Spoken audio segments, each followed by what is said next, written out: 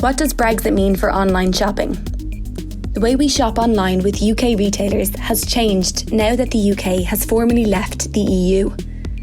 As consumers, we need to be aware of the impact this will have when shopping online from the UK.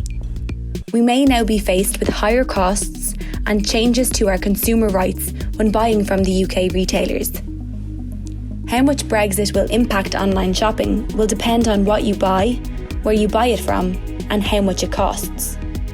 Taxes and duties such as customs duty and VAT may now apply when you buy from a UK business.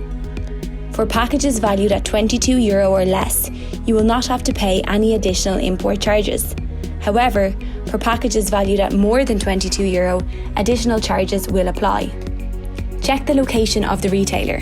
Just because the website says .ie or lists the price in euros does not mean it is located in the EU. Check the website's terms and conditions or contact us pages for the business address, or look for information on where orders are shipped from.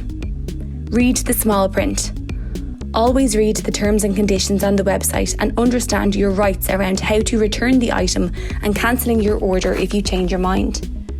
For more information on online shopping with the UK, visit the cppc.ie and revenue.ie websites for lots of clear and useful information on charges and consumer rights.